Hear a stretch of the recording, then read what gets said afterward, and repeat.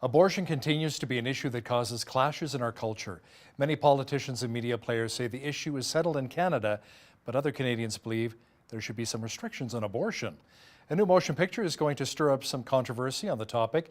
The film Unplanned will be in theaters March 29th, and here's a sneak peek. Abby Johnson is in the other room. Here. Our first order of business is to present Planned Parenthood's Employee of the Year Award. Abby Johnson. This is Abby. She's our newest volunteer escort. Abby, this is Cheryl's Alessandro. I'd be the youngest director in Planned Parenthood history. You'll actually be in charge of the abortions at your clinic? I have a chance to make a real difference. No matter what you do for the rest of your life, you're still gonna be a baby killer. The only thing that's changed is you, Abby. Can you even hear yourself talk right now about these procedures? These are little babies. I'm not going to apologize for doing a job that helps women in crisis. There's still a part of me that isn't sure. I know. But the one thing that all experts agree on is that at this stage, the fetus can't feel anything.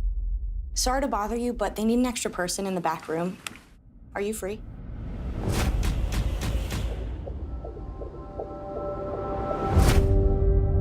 I saw it, and it was like it was twisting and fighting for its life.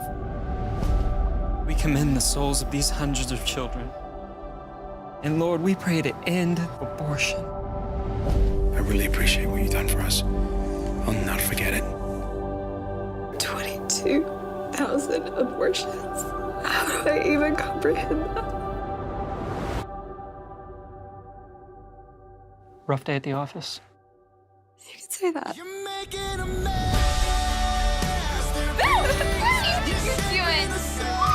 It's your dad and me.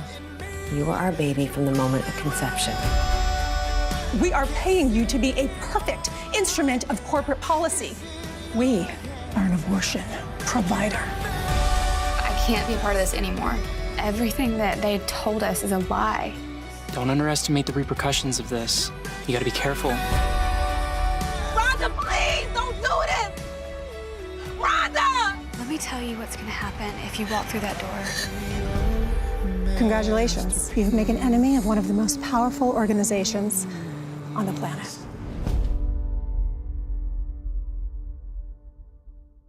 Joining me now is Robia Scott, who's one of the stars in the movie. She also happens to be a minister and joins me now from Orange County, California. Welcome to Bridge City News. Hi, Hal. Thanks for having me. Robia, can you first of all briefly share a little bit of your personal story? Now, you were in the entertainment business for years, and then along the way you made a few changes and you actually became a Christian. Tell our viewers a bit about that journey. Well, as a teenager, I started dancing and I became a professional and working as a teen. And then I wound up getting hired by Prince to be the pearl half of the Diamonds and Pearls from his hit album in the 90s. Don't know if you remember that one. And then I did some TV after that, some acting on shows like Buffy the Vampire Slayer. And it was during my time on Buffy that I became a Christian. And very quickly just sensed that my 20 years in the entertainment industry was coming to an end and that God was transitioning me into ministry. So I walked away from my career, jumped into serving God, jumped into ministry, and that's what I've been doing for the last 15 years. I travel, I speak at churches and conferences. I wrote a book called Counterfeit Comforts, and I really have had no intention of going back to Hollywood, but God had another plan. And just through a random set of circumstances, I was introduced to the writer-directors of this film, Unplanned. They told me about the movie. I was intrigued. They invited me to audition, and then they cast me in one of the starring roles. Well, let's kind of look over the movie exactly. It's based on the real-life story of Abby Johnson. Tell me more about it. Abby Johnson was a young gal recruited from her college campus by Planned Parenthood. They were there with the booth, touting what they like to share, that they're about women's empowerment and health, education, all of that. And Abby was a Christian from a pro-life family, but she was drawn into the idea that she would be helping women. So she went to intern. I actually play the head of Planned Parenthood. I play her boss in the movie and the face of the organization. She started interning and then very quickly rose up the ranks until she herself was clinic director. And in the 8 years that she was there, she oversaw about 22,000 abortions. until one day she was actually taken into the procedure room. She got a look at what she was doing, and she realized that she was not dealing with a bunch of cells. She saw in the ultrasound a perfectly formed baby resisting and fighting from being, not to be graphic, but sucked out of the womb. And at that point, God just opened her eyes, and she left Planned Parenthood and is now a pro-life activist. So this story is based on her book. This is a true story. Now, you played the role of the clinic director of Planned Parenthood. What was that like? Did you learn anything about the mindset of people who see things maybe a little differently on the pro-choice side of things? Well, absolutely. I knew a little bit about Planned Parenthood, but obviously when I got this role, I really delved into what the corporation is all about. And I learned a lot that I think this movie is going to reveal and lift the veil, that Planned Parenthood is not a place where you can actually go and plan your parenthood. If you're pregnant and you want prenatal care, you want to consider, having help becoming a parent, you can't do that at Planned Parenthood. If you go there and you really want to know all your choices, if I'm going to be a parent, if I'm going to adopt, you can't do that at Planned Parenthood.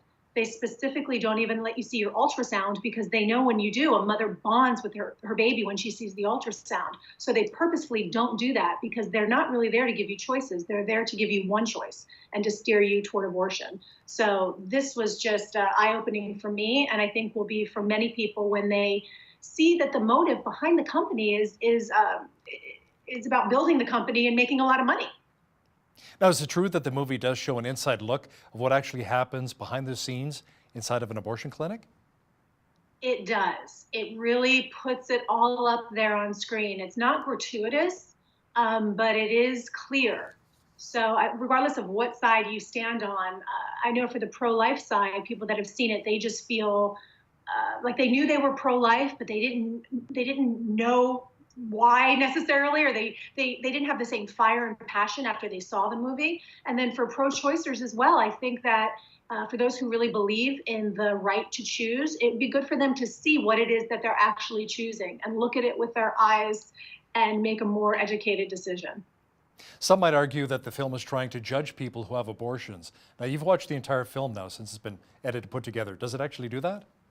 I've seen the film numerous times, and no, it doesn't do that at all. This film is not preachy, it's not Christian-y, judgmental.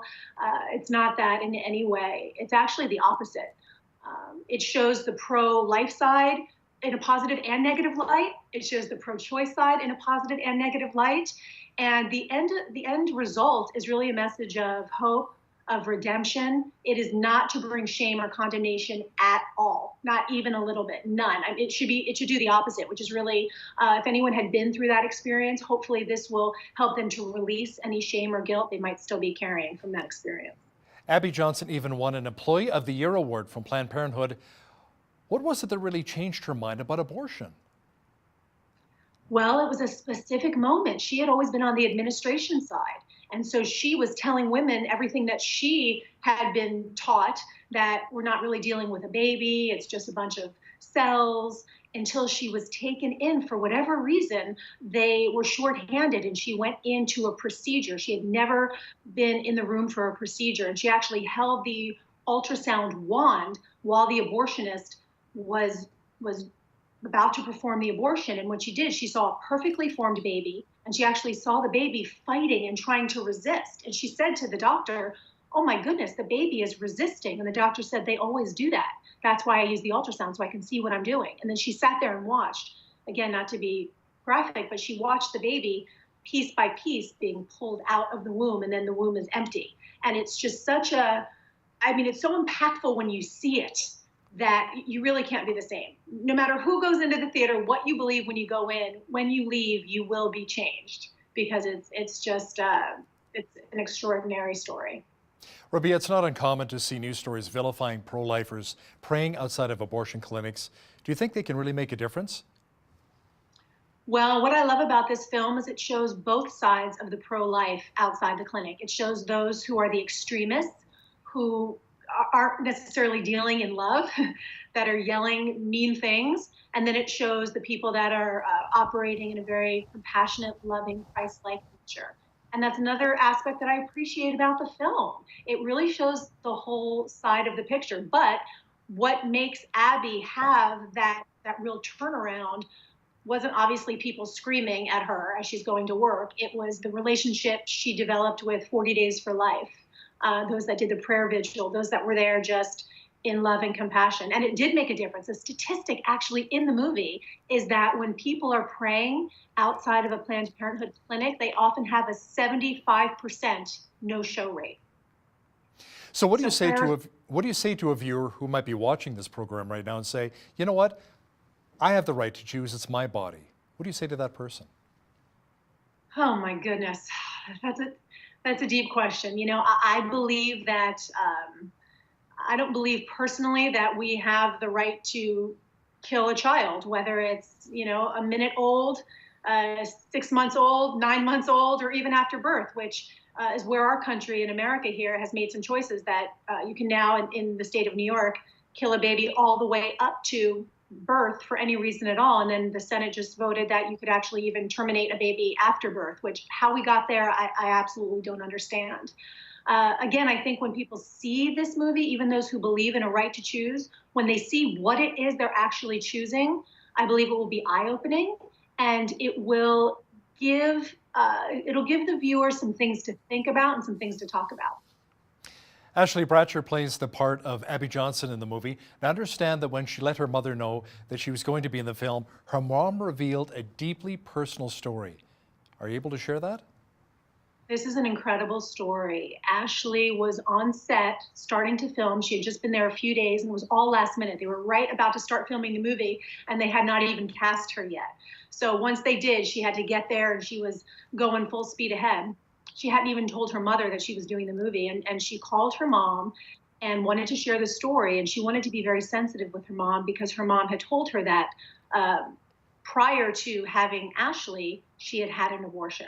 So Ashley shared with her mom that she was working on this movie. She didn't want her mom to feel condemned. She didn't want her to feel shamed. As she told her the story of Abby Johnson and the role she was playing, her mother broke down, hysterical weeping, and then confessed to Ashley that when she was pregnant with Ashley, she actually went again to have another abortion, and she was literally on the table, ready to go forward. And something just made her change her mind, and she got up and left.